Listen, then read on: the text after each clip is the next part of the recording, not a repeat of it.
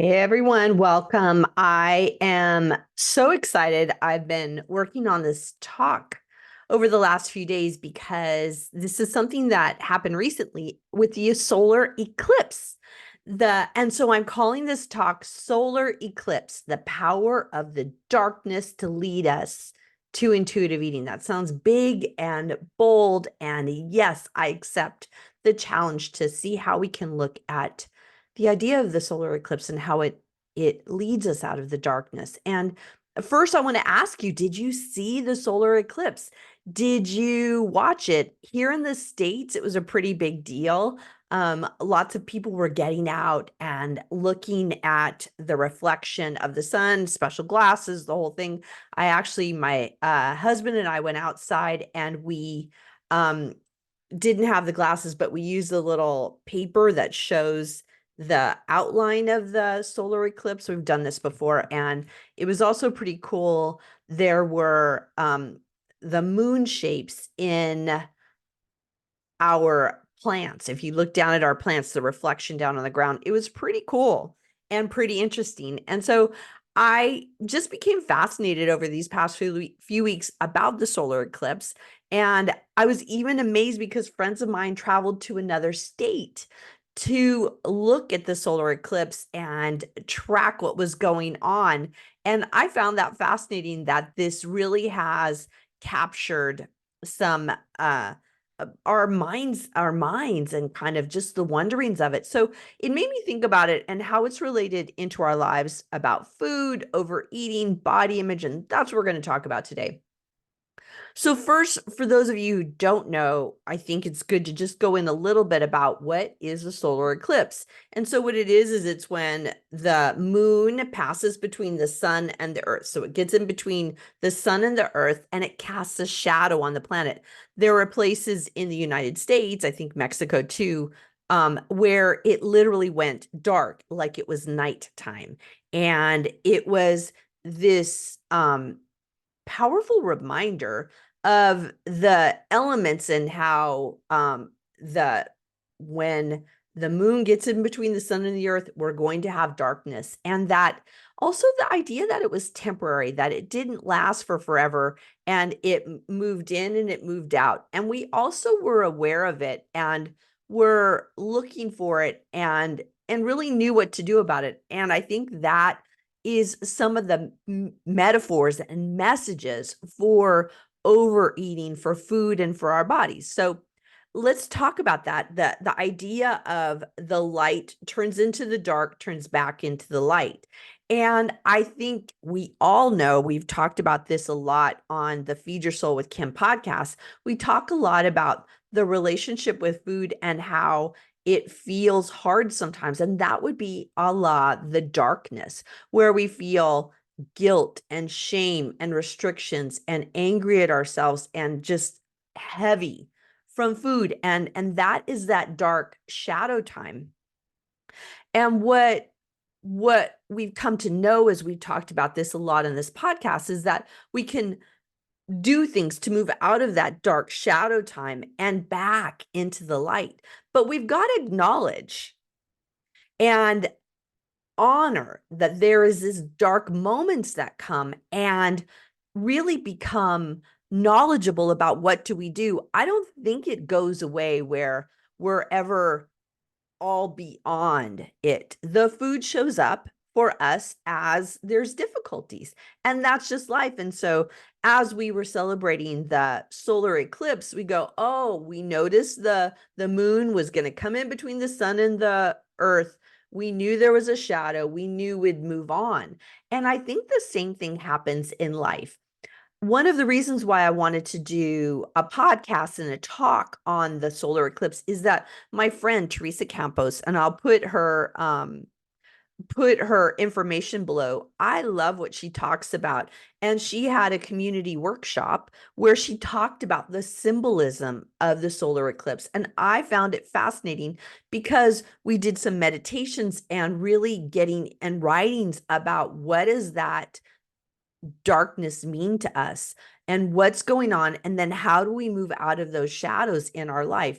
And I think that once again really fits well with food, with overeating, with body image, with wellness, about noticing that darkness. So what I came away from that talk that she had, and some of the questions, and I'll put them below so you'll have them, is what are the shadows in your life with food, with body image, with overeating? And start journaling or recognizing, where am I struggling with food? Where am I struggling in my life? How am I struggling with my body image? And the deeper question that Teresa Campos, she's at teresacampos.com, she talked about and asked about, where is there a lack of forgiveness? That dark shadow can be the idea of, where do we need to forgive? Where is there this heaviness? And where is there anger at ourselves and at others? Those are super good questions. And I use those, I used them in my journal to really look further about what's going on in myself. And it gave me some bigger answers to what I need to do for myself, because those shadow parts are those undiscovered parts that really are looking to break through. And we can use that time because it shows up for all of us at certain points in our life. It might not always be about food, but it can be about a struggle in your life. And I find that darkness of the eclipse is that metaphor to what shows up, what shadows are showing up within me. And as I recognize it, I can move through it and literally let the sun shine, let that moon pass through. So there's sunshine. And that, I think, is the goal, is moving out of that darkness into the light. So how are we going to embrace that? And how can we embrace there being that lesson of the solar eclipse? And one of the things I think that's important that we can get from that solar eclipse is that it's temporary. It's transitory. It moves in and it moves out. It does not stay the same. So if you're feeling alone, in guilt, in shame, in the shadows, it can move out. What we're going to talk about in a little bit is what you can do about that, and what you can do to feel like you recognize when the shadow's coming in, but also what can you do to help move it on? And that means that through, I think the way with food is through intuitive eating, where we start recognizing our hunger and fullness, recognize what food means to us, recognize how we're using it to feed our soul, to end emotional disruptions, right? Our emotions, to take care of our emotions. And we use it for that. But when we start looking at that shadow part, what can we do differently? And that's literally what we talk about in intuitive eating. So here are some questions that we can start using to go into, what is that deeper aspect? What is that deeper connection that we need in order to move through that shadow point into the light, right? All in a metaphorical kind of understanding. And it showed up in a physical form when we have the solar eclipse. So here's some questions to start wondering about that deeper connection. Where is there some darkness in my life? That's always the starting spot. We talk about that continually on the podcast. We talk about it when I talk, when I'm with clients. Where is some darkness in your life? That would be a great journal question, a great journal question. And then when you kind of look at what darkness is coming on, what change is calling me? What am I needing to do differently as we honor it, right? We're not afraid of it. We're not afraid of the shadows. We're not standing back going, I can't look at this. We're really embracing it, going, oh, there's some darkness in my life. What is that? What does that mean for me? Having a conversation about it. I like journaling about it, and then I have conversations about it. So where is there some darkness in my life? What change is calling me? What am I being called to do then about that darkness? And then where is my support to make this change? we tend to take this on as our problem to solve by ourselves. And we're going to talk in a little bit about some other ways to do it, because we can then just stand in the darkness by ourselves, not knowing what to do and not being able to move beyond it, right? So we're going to talk about that in just a little bit. One way to move through it is to start finding balance between that dark and the light.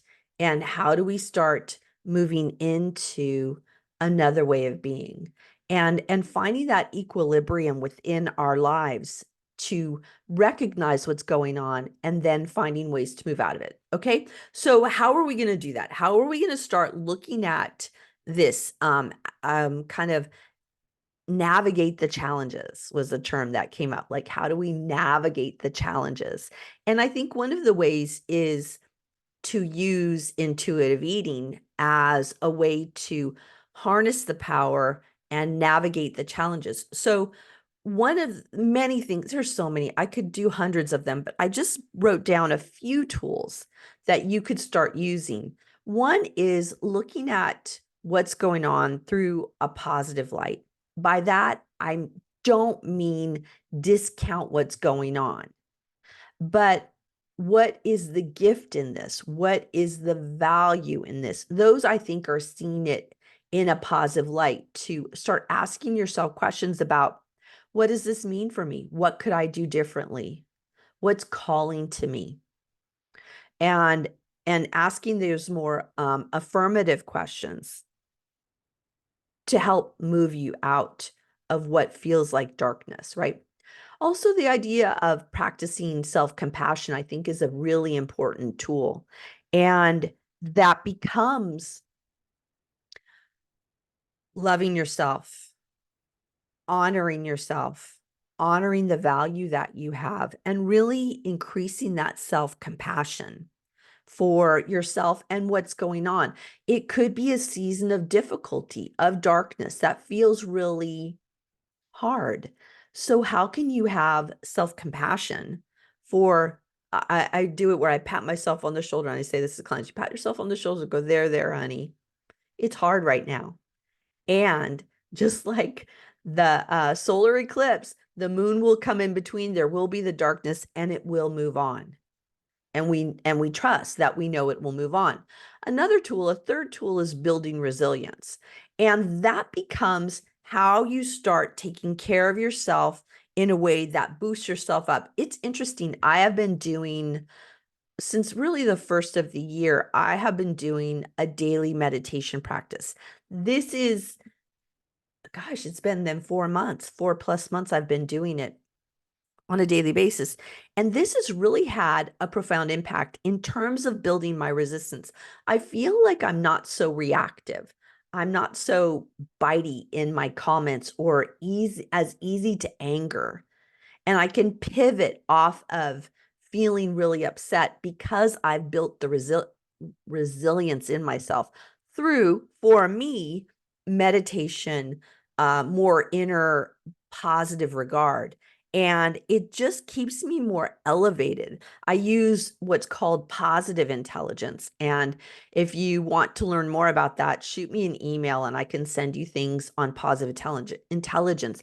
It has been something that's been a game changer for me.